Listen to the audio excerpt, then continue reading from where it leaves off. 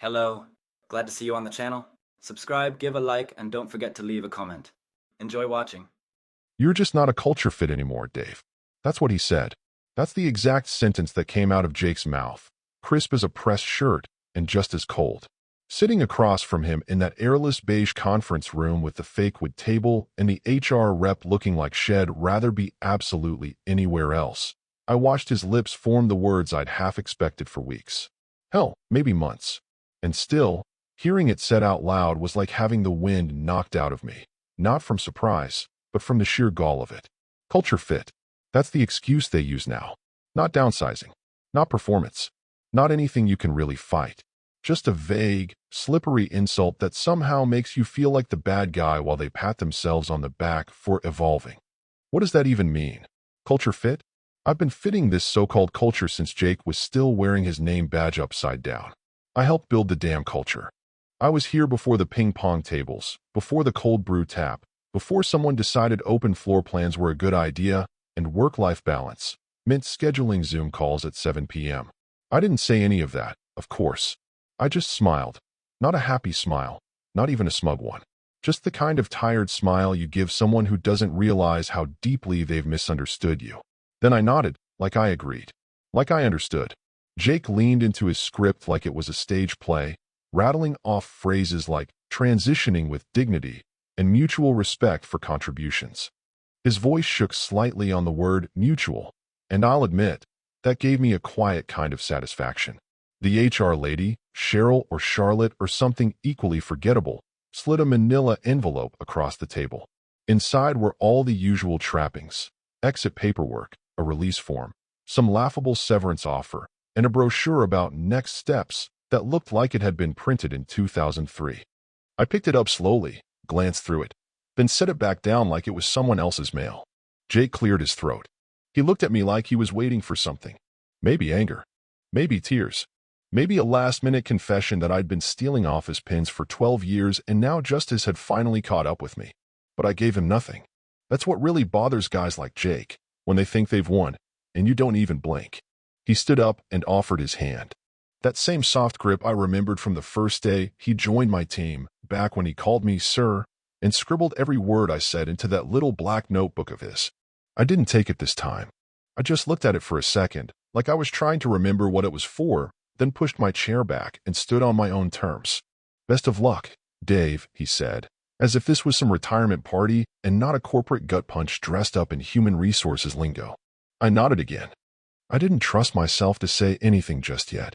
My tongue wanted to say a dozen things, some of them cruel, all of them true.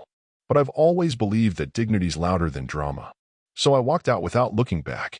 The thing about exits, real exits, the ones you didn't plan, is that you start noticing things on your way out. The subtle details. The way your nameplate is already half loose from your door. The uncomfortable silence from coworkers who know but won't say anything. The fact that Jake's office door was left slightly ajar, and that his screen was still lit up. Outlook open. Shared inbox displayed. Like a little digital window someone forgot to close. No, I'm not saying I lingered. I'm just saying I noticed. And noticing things, well, that's how I got good at my job in the first place. I left the building the way I came in 15 years ago, quiet, focused, and mostly invisible to the people who thought titles mattered more than loyalty. I didn't say goodbye to the team. That moment was gone now. Besides, most of them were probably on Slack, heads down in some strategy sync, too distracted to notice a career being erased in real time. Outside, it was one of those late spring afternoons where the sun is bright but still cold, and everything feels sharper than it should. I stood by my car for a minute, letting it all settle. 15 years, thousands of hours, and it all ended with a coffee-stained HR packet and a handshake I didn't take. I sat in the car, let the engine idle, and finally allowed myself to speak, just one word, out loud, to nobody. Figures. Because deep down, I'd seen this coming. It wasn't just Jake. It was the new leadership culture, young, hungry, image-obsessed. They called it innovation. I called it a cover for cutting costs and thinning out anyone who didn't spend their weekends networking on golf courses or reading Simon Sinek. Jake used to be different. Or maybe I just thought he was. Back when he started, he was eager, humble, asked good questions. He'd shadow me for hours, picking apart project plans, asking how to talk to difficult clients. I saw something in him. Maybe a younger version of myself. Maybe just someone who needed a break. So I gave it to him. I put him on the right projects, gave him air cover when deadlines slipped, introduced him to the right people in the right meetings.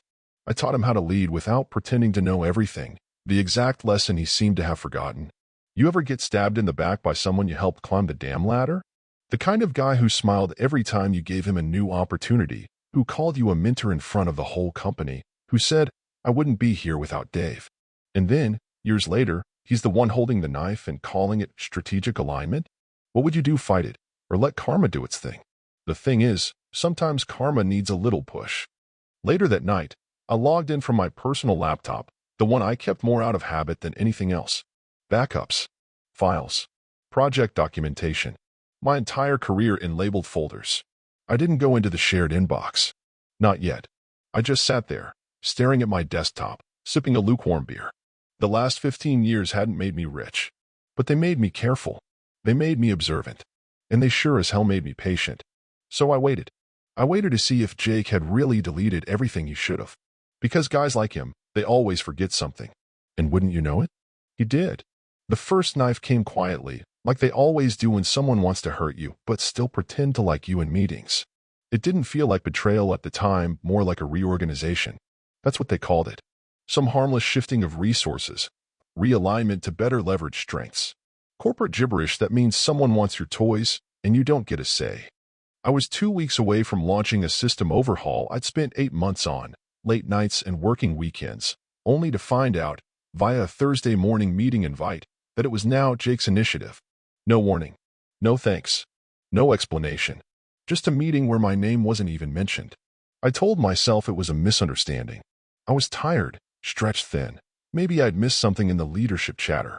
I let it go, or at least, I tried to. That was 3 years ago, back when Jake still called me Dave instead of man, or just didn't look up from his phone. That was before he started dressing like a podcast host and talking like a LinkedIn post come to life. You know the type, tight dress pants with sneakers, every sentence ending in just putting that out there, like it was profound. The second knife came disguised as kindness, which somehow always cuts deeper. HR called it support, a gentle nudge to modernize my approach. They started with feedback sessions, the kind where you walk in expecting a conversation and walk out feeling like you've been mocked. The HR rep, Danielle, smiled the entire time she read from a piece of paper about interpersonal synergy challenges. That's the new phrase they use instead of just saying, "You don't fit our cool, young vibe anymore." I asked who gave the feedback. She said it was anonymous. I asked if it was performance-related. She said it was about team integration. I asked if Jake had been involved.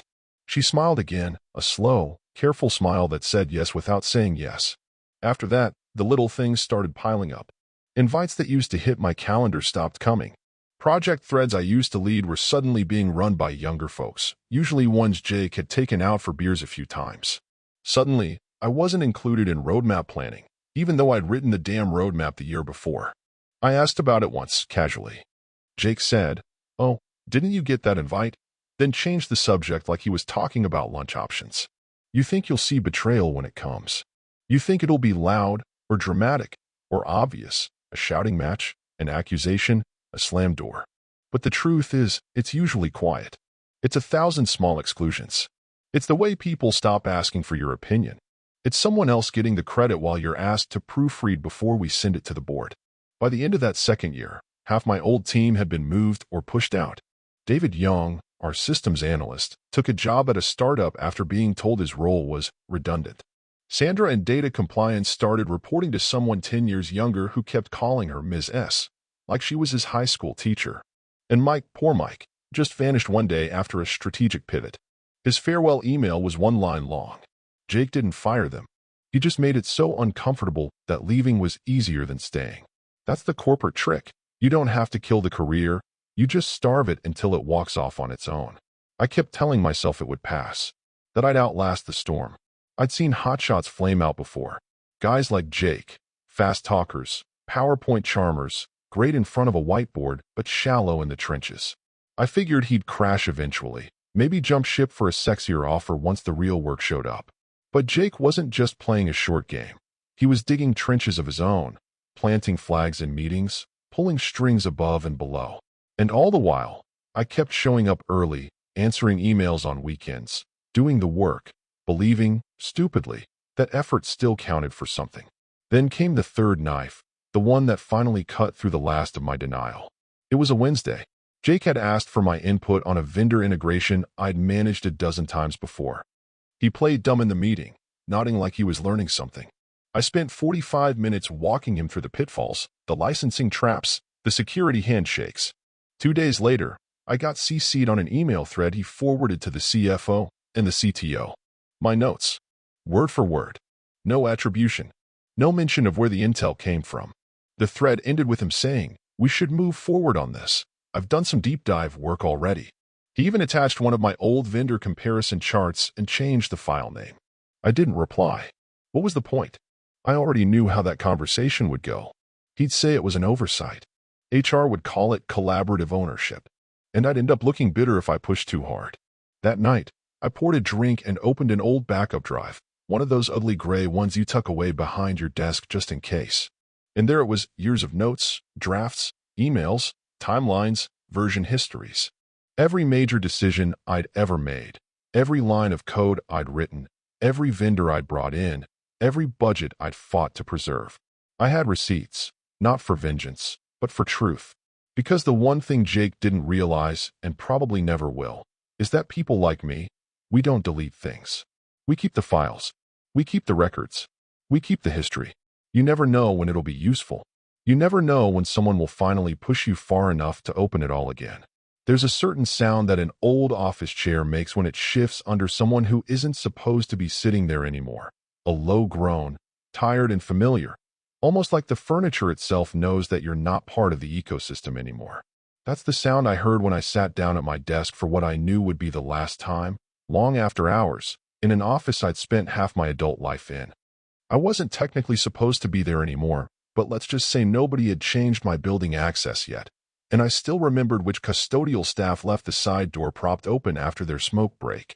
The fluorescent lights flickered overhead like they couldn't quite decide whether to cooperate or not.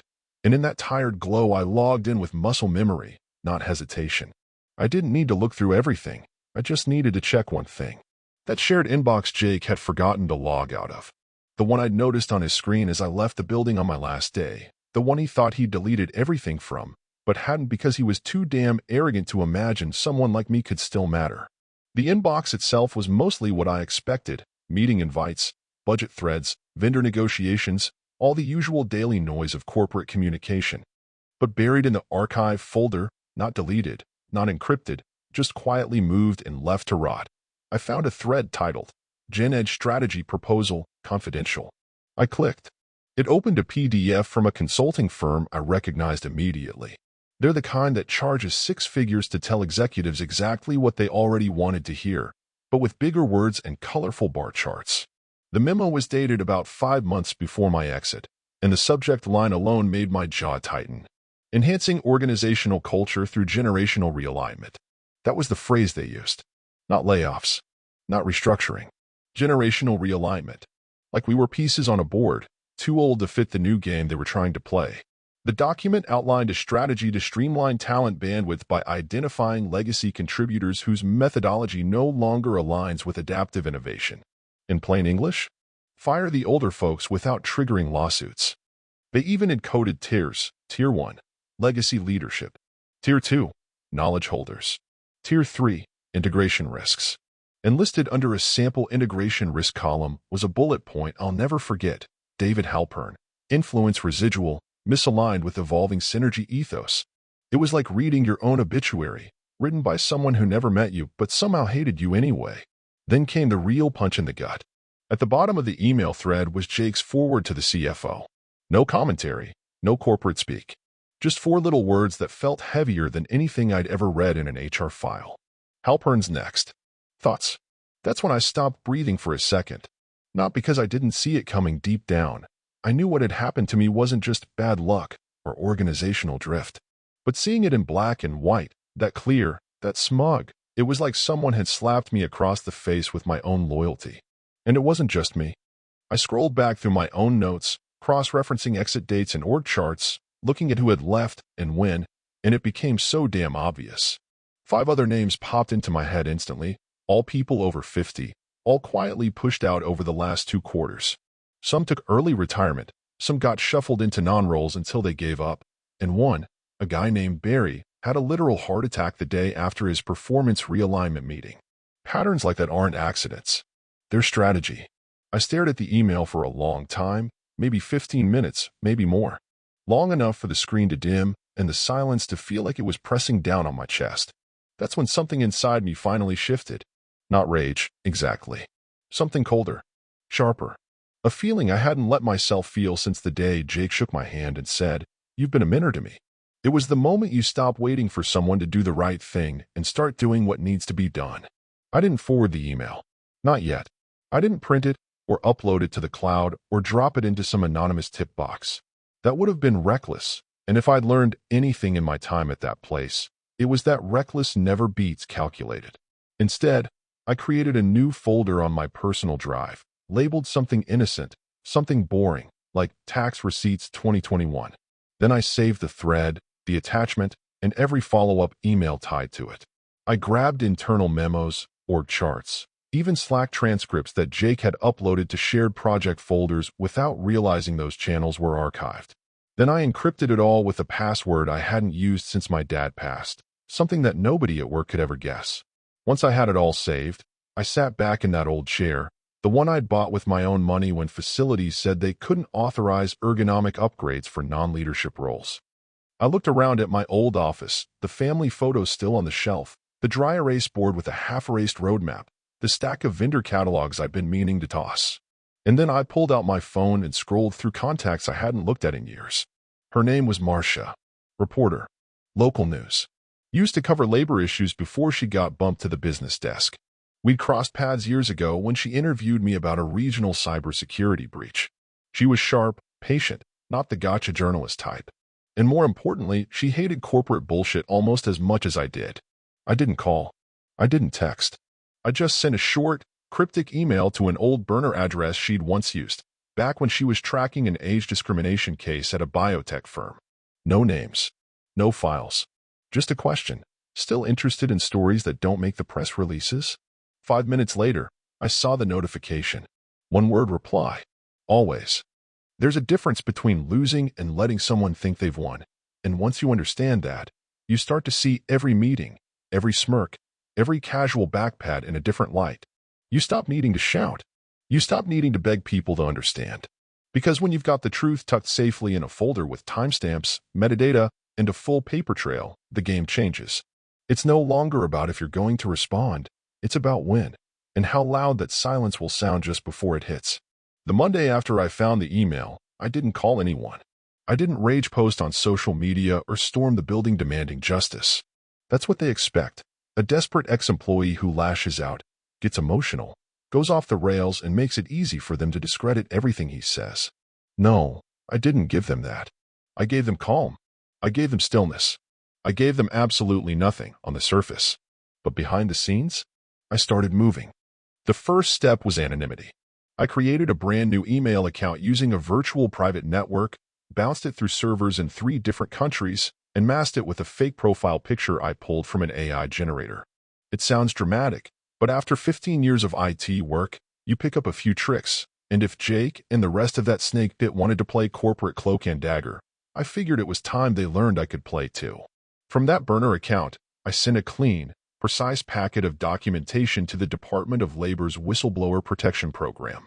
No flourish, no backstory, just the facts, dates, memos, employee lists, the consulting firm's PDF, and that forward email Jake never thought anyone would read. Halpern's next. Thoughts. Still makes my blood boil, even typing it now. But there it was, sitting in a digital envelope addressed to the right desk, supported by 6 other personnel exits that looked suspiciously like mine, all older, all pushed out, all silenced. Next, I reached out to Marcia, the reporter. She wasn't the type to sit on something like this, but she also wasn't reckless. When she responded to my one-word teaser email with always, I sent her a link to an encrypted drive, along with a note that simply said, "You'll know where to start." She replied within hours, this time not with 1 word, but with 3. This is very big. It wasn't a compliment. It was a warning. Because she knew, just like I did, that this wasn't just some office grudge match anymore. This was something that could delay a public offering, tank investor confidence, and unravel a leadership team that had spent the last 3 years carefully curating a fake startup story for Wall Street. And right in the middle of it was Jake, the golden boy, the face of the next-gen digital transition, the one who gave keynote speeches in minimalist shoes and posted shallow thought leader drivel on LinkedIn like it was gospel. That same week, he posted a selfie with the caption, "Real leadership starts with listening." I almost choked on my coffee. Listening? The guy hadn't listened to anyone over 40 since he got promoted. His version of listening was nodding while you talked and then doing the opposite while calling it taking initiative. His profile was filled with endorsements from people who probably couldn't even name a single system Jake had ever successfully implemented. But none of that mattered now, because this wasn't about changing their minds, it was about changing the stakes. I also reached out, quietly and carefully, to an employment lawyer named Ruben I'd once met at a local tech conference. I told him I had reason to believe there was a case brewing, not just wrongful termination, but coordinated age-based offboarding tied to financial incentives and private investment timelines.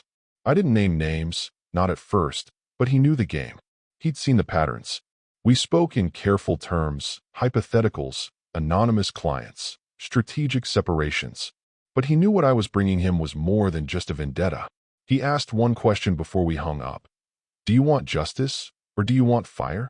I told him, "I want both, in the right order."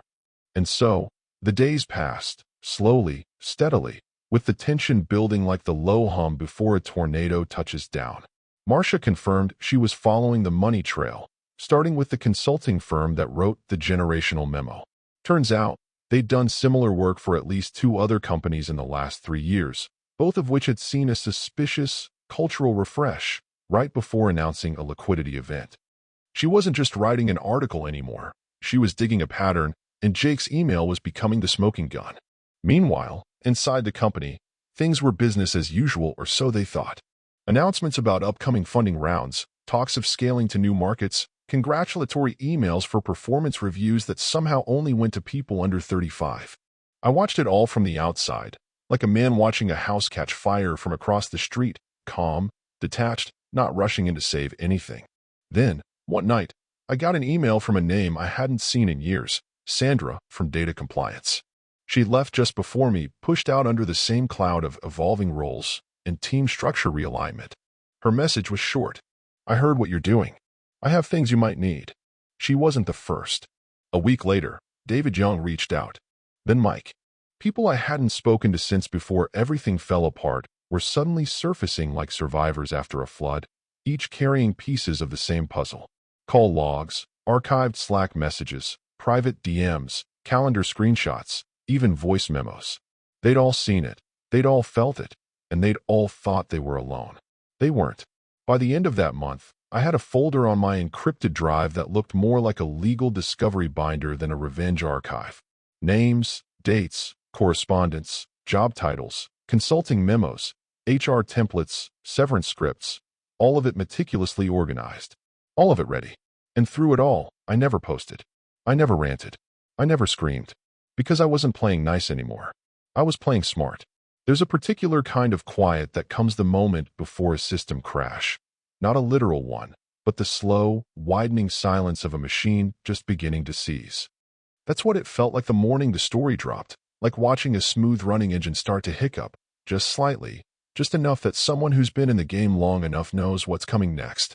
It was a Tuesday, early April, 2 days before their scheduled IPO announcement, and from the moment I opened the news site, I knew the fuse had reached the powder. The headline was short, but it didn't need to be long to hit like a hammer. Tech firm accused of age-based purging ahead of public offering. Below that, the subhead spelled it out in colder terms: whistleblower documents, discriminatory consulting reports, coordinated offboarding of senior employees over 50, and internal emails that pointed directly to senior leadership. No names in the headline, but you didn't have to read far to find them. By the second paragraph, Jake's name showed up twice. Once as Director of Transformation Initiatives, and again as the executive who approved a controversial internal report outlining generational culture alignment strategies. The article didn't sensationalize, but it didn't pull punches either. Marcia had done her homework. She quoted legal experts, labor law statutes, former employees willing to speak on background. Even sourced trends from similar firms and pointed out how our company's attrition pattern had skewed heavily against older workers in the year prior to the IPO. The consulting memo I found was cited directly, including the phrase Halpern's next, which she'd wisely withheld from public release, but the implication was there. Anyone paying attention could connect the dots. The real tremor came not from the public, but from the market. The article was live by 8 a.m. Eastern. By 9:30, pre-market trading had begun to show early signs of hesitation. By 10:30, the story had been picked up by a tech investor site. By noon, the company's LinkedIn page disabled public comments. By 2 o'clock, Jake's profile was trending, and not for his thought leadership. Someone had even posted a screen grab of one of his old motivational quotes next to the now public whistleblower memo, and the contrast was so perfect it practically went viral. You could almost hear the press team scrambling to stuff sandbags into the leaks. I didn't watch the cable news hits. I didn't need to. I'd already seen enough damage to know when a ship had started to list. My phone buzzed a few times that day, not from the media, thankfully, but from a few old friends who just sent simple messages like, "Saw it," or "Hope you're doing okay." Most of them didn't even ask if it was me who tipped the story, because they already knew. And they knew I wouldn't be the one standing on a podium, taking credit or cashing in the spotlight. That wasn't the point. I never posted anything online. I didn't call Jake. I didn't gloat. I didn't leak internal Slack chats or drop some flashy revenge posts like the ones you see shared a million times by people looking for catharsis. Because that's not how real satisfaction works. Real satisfaction is sending a single, surgical email with no subject line and no signature, just a short, carefully chosen sentence typed in the same cold tone they once used on you. Guess I was a better culture fit than you thought. I didn't expect a reply. I didn't want one. I imagined him sitting at his desk, staring at the screen, maybe remembering the first time he sat across from me, years ago, asking questions about project management tools he now pretended to master. I imagined the moment he read those words and realized that the guy he sidelined, ignored, erased, and wrote off as legacy overhead had been paying attention the whole time. And worse, had played him without raising his voice once. By the time the company made its formal statement, they were already bleeding. The IPO was delayed pending further internal review. The board had launched an independent investigation. HR issued a generic statement about their commitment to inclusion and diversity, which sounded particularly empty next to a bullet point list of 6 senior employees over 50 who had all transitioned out within 3 fiscal quarters. Jake's LinkedIn page went from daily activity to total silence. A few days later, his profile vanished completely. I wasn't there to see any of it in person, of course. I'd already walked away. But people talk, and screenshots travel fast when there's blood in the water. It turns out silence doesn't just echo, sometimes it carries better than a scream. The last scene in all of this didn't happen in an office, or a courtroom, or the front page of a business magazine. It happened on my back porch, late afternoon, the kind of day where the sky is just warm enough to pull you into that perfect kind of stillness. I was sitting with a beer, the good kind, the kind I used to save for weekends when I still had deadlines to worry about. Now there were no deadlines, no calendars, no Monday check-ins. Just the sound of wind moving through trees and a low hum of traffic far off in the distance. My phone buzzed once. Just once. A single email. No subject line. I opened it without thinking. Dave, I always knew something was off, but I didn't know how to say anything without losing everything. What you did, it mattered. Thank you. No name. But I knew who it was. And that one message meant more than every year-end review. Every "thanks for your contributions" speech. Every plaque they never gave me. I closed the phone, leaned back in my chair, and let myself feel something I hadn't felt in years. Not anger. Not vindication. Just peace. They forgot who taught them everything. They forgot who kept the lights on while they chased shiny new tools and startup buzzwords. They forgot that the ones who came before them weren't obstacles. We were foundations. And when you rip out the foundation, don't be surprised when the whole damn thing cracks. Revenge doesn't always have to be loud. Sometimes, silence echoes louder than any shout.